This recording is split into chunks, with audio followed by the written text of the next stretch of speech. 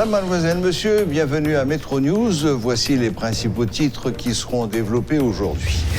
Le pays vient d'enregistrer un 4e décès lié au coronavirus. Il s'agit d'un homme de Côte-de-Fer dans le sud-est, selon le délégué départemental Pierre-Michel Lafontan. Désormais, le nombre de personnes infectées par le Covid-19 est de 57. Retour progressif à la vie normale en dépit du Covid-19. Dans plusieurs villes du pays, de nombreux Haïtiens reviennent peu à peu aux habitudes d'avant le coronavirus. Des embouteillages ont même été remarqués dans certaines zones de la capitale. Plus de 3000 hectares de terre seront irrigués dans l'Artibonite, selon le ministre de l'Agriculture, Patrick Sévère, qui annonce également la production de cultures à cycle court pour pallier le problème de la crise alimentaire.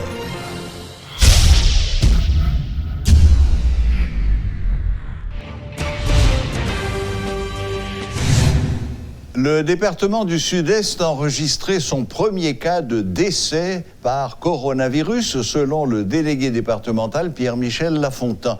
Il s'agit d'un homme résidant dans la commune de Côte-de-Fer. Il est mort dans la localité de Macéan, commune d'Aquin. Les autorités haïtiennes tirent la sonnette d'alarme à l'attention des incrédules qui font peu de cas des dispositions de l'état d'urgence sanitaire. Le secrétaire d'État à la communication, Eddie Jackson-Alexis, exhorte les Haïtiens à tenir compte des alertes et de la forte hausse des cas de contamination au Covid-19. Le nombre actuel de personnes infectées est de 57 et le nombre de décès de 4. 9 de ces 10 nouveaux cas ont été enregistrés dans le département de l'Ouest, dont 4 à Gressier, commune relativement paisible au sud de Carrefour. Ces 4 jeunes ont été infectés par transmission communautaire, un type de contamination redouté par les autorités qui craignent des hausses exponentielles de contamination. Delma, ville commerciale entre Pétionville et Port-au-Prince, compte 14 cas de contamination, soit le plus grand nombre. Les autorités municipales ne peuvent réaliser des interventions importantes en raison de l'insuffisance de ressources financières et de la gestion centralisée de la crise. Les personnes souffrant de douleurs rhumatismales et d'autres pathologies sont à risque en cette période de coronavirus. C'est ce qu'a fait savoir le docteur Claire Belliot-Denis. Elle invite ces malades à rester disciplinés et à prendre leurs médicaments à temps. Immédiatement que le système est défaillant, malade la vulnérable. Malade la vulnérable parce que le système immunitaire, déjà dès le départ, depuis le fait, c'est un mauvais système. Par rapport au coronavirus, comme moi, le système est déjà vulnérable, donc malade a plus tendance pour développer le coronavirus que la population en général. Il y a une étude qui a fait sur 609 malades. 609 malades qui gagnent, alors 609 malades et gens qui fait rhumatisme et gens qui pas fait rhumatisme. Ils ont remarqué que les gens qui fait rhumatisme sont encore plus vulnérables que les gens qui pas fait rhumatisme par rapport aux infections. Tu comprends? Donc par rapport au coronavirus, malade est encore plus vulnérable. Par contre, si ce sont malades qui sont stables, qui n'ont rhumatisme, ça veut dire que me désactiver le système. Malade ça moins vulnérable qu'un malade. Études ont prouvé que autant malade stable, c'est-à-dire, je dis, moi-même, docteur Belliot, moi fait rhumatisme. Disons que je fait polyarthrite ou bien je fait Sjogren, peu importe. Dans ce moment, ça, si moi-même, moi pas, ouais docteur, avant, et que moi fait rhumatisme, ça veut dire que le système est défaillant. Système immunitaire, bien sûr, m'a parlé. De défense moins défaillant pas utile moins rien. Or, si me dégatant ouais docteur et que docteur a déclaré moi en rémission, le fait que me déjà en rémission, moi beaucoup plus fort par rapport avec un monde qui pas gain rémission. Rémission veut dire que moi-même m'a senti rien, m'a senti douleur dans corps, pour moi pas gain rien, que pas gain rien, tout à fait mal kay docteur me checker moi correct. OK? Pas gagné. 2, docteur checké moi correct. 3, toute analyse moi est bon. Ça arrive que malade là, il a une tête pulmonaire plus à tête rhumatismale. Parce que pas oublier, maladie rhumatismale yo cause des atteintes pulmonaires, yo cause des atteintes cardiaques, yo cause des atteintes rénales. Le soir, il y a une douleur, non petit douette, non genou, non poignet. Il dit ça c'est rhumatisme, il masse l'île, passe l'huile mascrite et puis ça va. Pourtant, cette petite chose-là est une grosse bête qui est à l'intérieur qui a mangé. Lupus ça, lui-même il rend malade là, tout rhumatisme rend malade là vulnérable par rapport à coronavirus. Dans plusieurs villes, de nombreux Haïtiens reviennent peu à peu aux habitudes d'avant le coronavirus. Sur l'autoroute de Delma, ce lundi 20 avril, les bouchons étaient à nouveau au rendez-vous. La reprise des activités dans les usines textiles pourrait expliquer cette affluence dans les principales artères de Delma et de Pétionville. Delma et Pétionville, qui sont les 2 communes comptant le plus grand nombre de cas confirmés de Covid-19. Les résidents de ces 2 villes font peu de cas des messages d'alerte des autorités sanitaires. La grande majorité des citoyens ne portent pas de masque dans les transports en commun. De plus, les activités nocturnes dans les bars et dans les clubs ont repris. Les Haïtiens sont incrédules par rapport à la pandémie du coronavirus. Le Premier ministre Joseph Joute a révélé que les ministres interviennent directement dans les rues pour forcer les citoyens à rentrer chez eux. Le ministre de l'Intérieur a dû intervenir lundi sur une plage publique pour forcer les citoyens à quitter l'espace. Le Premier ministre a écarté toute possibilité d'une levée de la mesure de couvre-feu. Il envisage même d'autres dispositions pour renforcer la sécurité des citoyens. Beaucoup de citoyens de Delma ne sont pas au courant de l'évolution de la maladie et refusent de croire que leur commune est la plus touchée du pays. Une équipe de métropole qui effectuait une visite ce matin a pu constater une reprise des activités commerciales dans beaucoup de quartiers de Delma sans que les commerçants ou les clients ne se protègent. Dans les marchés publics, certaines personnes non masquées critiquent le gouvernement qui, selon elles, n'a toujours pas procédé à des distributions de protection contre le coronavirus à grande échelle. Suivez ce reportage de Rudolph Pierre-Louis.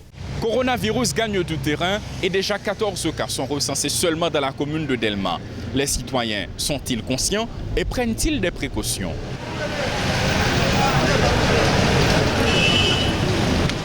Avec une superficie d'environ 28 km² et plus de 300 000 habitants, Delma compte le plus grand nombre de malades du coronavirus. En effet, cette commune, qui est aussi un grand centre commercial, abrite désormais 14 cas. La plupart des citoyens interrogés ne s'intéressent pas aux chiffres communiqués régulièrement par le MSPP. Je ne suis pas au courant qu'un monde Delma fait maladie. Sauf que je dis Delma, il y a 8 cas même qui sont dans Delma. Sauf que ici, dans Delma, 32 nous. Qui est là Delma? Moi, j'habite en Delma, je ne suis pas un ami un jour, mais même mes cousines qui fait maladie ça, non?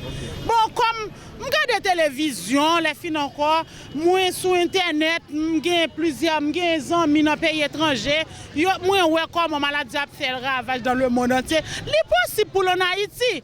Sur notre chemin, nous rencontrons quelques personnes qui suivent l'actualité au jour le jour.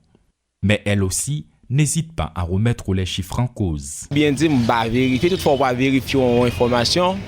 Je vais dire comme ça, même temps de à travers la radio, il y a plusieurs personnes qui sont victimes, surtout à travers Delma ainsi que Pétionville. Il dit qu'il y a 2 cas, il a fermé factory, fermé usine, fermé pays. Beaucoup de gens dit nous avons 57 cas, beaucoup de gens dit ouvert factory. Ça cause ça veut dire. Plus de mois après qu'un premier cas ait été détecté dans le pays, certains continuent de faire comme si de rien n'était. Alors que l'État entend renforcer des mesures, beaucoup ne s'inquiètent guère pour leur vie.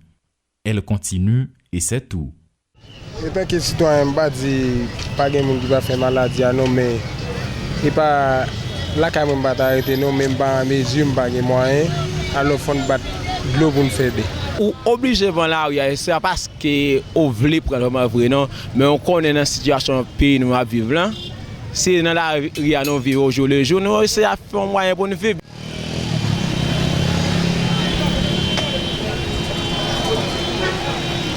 Dans ces conditions, doit-on s'attendre au pire si seuls 20% des citoyens rencontrés dans cette commune sont protégés par un masque?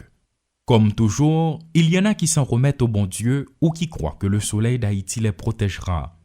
Un autre facteur à considérer, c'est le manque de confiance dans les autorités.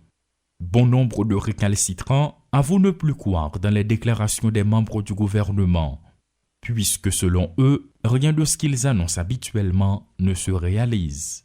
Mettez-on l'autre monde bay population pour moun yo ka comprendre bay message a plutôt parler même qui pour parler parce que menti la marché bay dans pays a nous pas croire dans lui pas croire dans corona ça fait pas mettre cache oui cache ne pas utiliser là ça elle est tacta do ba nous lui.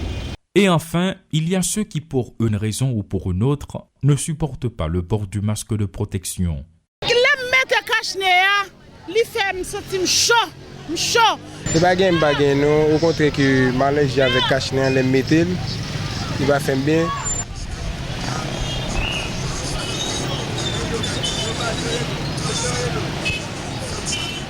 Bien que le nombre d'infectés soit plus élevé à Delma et continue de grimper, la vie suit son cours comme si de rien n'était dans la commune. Qui plus est, de nombreux interrogés ne sont même pas au courant de l'évolution de la maladie.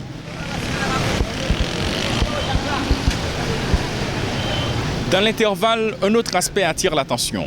Plusieurs petits commerçants interrogés utilisent la reprise des activités dans les usines comme prétexte pour pouvoir regagner les rues. Paul Léel et Rudolph Pierre-Louis pour Télémétropole. Le ministère de l'Agriculture, des Ressources naturelles et du Développement rural annonce l'irrigation des terres à travers plusieurs départements du pays, dont environ 3000 hectares dans l'Artibonite. Au Centre d'information permanente sur le coronavirus ce mardi, le ministre Patrick Sévère a annoncé la production de cultures à cycle court pour pallier le problème de la crise alimentaire accentuée par l'arrivée du Covid-19. D'un autre côté, M. Sévère, qui s'inquiète de l'arrivée de la saison cyclonique, demande à la population de modifier ses habitudes alimentaires afin de faire face au mieux de cette période qui s'annonce difficile. Nous avons produit des cultures à cycle court. Ça veut dire des bagages qui sont bons cette semaine. Souvent, calalo, pois de souche, pois gonègre. Des bagages qui sont bons rapides. Même du riz à maïa qui sont bons rapides pois noir. Et pois noir, lui-même, il y a un délai pour planter. Pour nous pallier à ça, nous sommes obligés de travailler sur l'augmentation de superficie. Il y a deux gens qui ont augmenté manger la caillou. Soit augmenter le rendement, ou bien augmenter la superficie plantée. C'est ça que fait. Si nous sommes dans le sud, il y a un peu de gens qui disent campagne est finie. Oui, campagne est finie. Je ne vais pas parler de campagne printemps. Nous avons parlé de bail manger, nous avons parlé de stratégie pour que le peuple ne pas mourir en goût. Nous avons regardé des cas dans le sud, si nous sommes sur les réseaux sociaux, et nous avons mis des semences à disposition. Nous ne sommes pas même capables d'économie. Là, on parle d'économie, c'est là à faire des bagailles pour entrer comme. Je ne dis pas, la conséquence Covid-19 pas gagner. Dans le cadre de l'agriculture, nous ne pouvons pas parler de montants, nous ne pouvons pas parler d'argent. C'est mettre manger dans l'assiette population. C'est ça lié. Dans le cadre de ça, nous avons dans le nord-est pays, nous avons des bulldozers, des espaces qui ne sont pas jamais cultivés, qui ont des barons sur eux, des bulldozers à nettoyer. Parallèlement, nous avons mis puits solaire pour nous, derrière bulldozers, ça déraciner barons pour nous planter. Manger pour nous manger en termes d'augmentation de superficie. Si nous allons à Artibonite au DVA, il y a 8000 hectares en lèche. Ça veut dire que ça, il y a 8000 hectares de terre en dedans vallée Artibonite, pas qu'à faire manger. Comme il y a 8000 hectares qui pas qu'à faire manger, à côté de l'autre espace terre, M. Azam nous prend, nous pas qu'à entrer venir cultiver. Nous-mêmes, nous avons un plan pour nous délécher en moyenne 3000 hectares. Ça veut dire pour nous augmenter la superficie agricole qui travaille dans le pays. Pour nous planter des cultures à très court terme pour nous manger. Dans le cadre cyclone qui va venir, je l'ai dit au commencement, Là, nous parlons dans une période cyclonique, nous avons pile chance. Moi, je ne suis pas pour faire de malheur, mais comme responsable, je suis supposé planifier, je suis supposé prévoir, je suis supposé prendre des vents. Préférer plus manger dans le pays au lieu de pas manger pour nous manger. Et ça m'a demandé des populations haïtiennes, m'a demandé de tourner l'habitude alimentaire. Question de si vous mangez ça, gardez plutôt ça manger à faire pour vous, pour tourner l'habitude alimentaire nous pour nous manger pour nous manger. Il y a des plans d'eau qui a commencé à ensemencer parce que protéines, poissons, c'est manger les tout. C'est pas seulement patate, banane, il faut tenir compte de tout ça pour nous arriver à la population haïtienne manger pour ne pas mourir. Confinement. C'est le thème d'un concours de poésie organisé par le ministère de la Culture qui débutera le week-end prochain. Le ministre Pradel Henriquez en a fait l'annonce ce mardi au Centre d'information permanente sur le coronavirus. Ce concours s'adresse principalement à des poètes qui n'ont jamais été publiés et qui habitent dans les 10 départements du pays. Le gagnant verra son recueil de poèmes édité à 500 exemplaires. Suivez les explications de Pradel Henriquez, ministre de la Culture et de la Communication. Poète faux papier. Et là, le ministère lance ce week-end un concours de poésie sur le thème du confinement. Parce que, pas oublier, nous la donne, en tant que poète, nous devons renvoyer à l'imaginaire, nous, cette fois-ci, sous problème là. À gens nous penser, à gens nous créer, et c'est à jeunes poètes que nous pensons, à catégorie qui n'a jamais chance de publier dans la vie, un recueil, un poème dans le lieu public, pour te lire. Hier, j'ai parlé aux presse nationale qui a donné assistance ou qu'on est qui plus important l'homme poète ou a écrit, qui c'est la publication de votre recueil sous le premier prix. Donc, nous gagnons en tant que ministère de la Culture, cette fois, pas en tant que ministère de la Communication, mais le ministère de la Communication aussi, pour aider nous, accompagner nous, secrétaire d'État, pour que, quel que soit quoi dans le pays, un paysan qui connaît écrit poésie, que c'est dans le port de Perrier, que c'est dans le nord-ouest, qu'on dans le nord-est, qu'on dans le plateau central, qu'on dans le Grand Anse, ou même qu'on dans le sud-est, et aussi à l'ouest, quel que soit le département, que poètes yo capable de joindre un espace pour créer, parce que il y a un art que nous avons dit que c'est un art du confinement, c'est peut-être beaucoup plus qu'on peut penser, c'est la poésie, c'est la littérature, c'est l'écriture. L'écriture littéraire, c'est ça nous avons un art de l'intimité, un art qui renvoie en permanence à l'intérieur de soi. OK? Et c'est ça que fait, c'est autour de la poésie que nous avons choisi faire premier exercice ça avec les créateurs. Pas oublier mission ministère culture, c'est encourager aussi la création littéraire. Et cette fois-ci, c'est encourager la jeune littérature, la jeune poésie. Et nous avons un jury justement pour choisir le meilleur prix. Et ce meilleur prix, presse nationale, offre-nous pour l'imprimer pour nous, comme ce premier prix, côté nous remettre poète qui gagnant 500 exemplaires de œuvre, il a fait salver avec. Voilà, la boucle est bouclée. Merci de nous rester fidèles. N'oubliez pas que vous pouvez suivre Métro News en différé sur YouTube à l'adresse Métropole Télé. Et voilà, à la prochaine, même heure, même chaîne.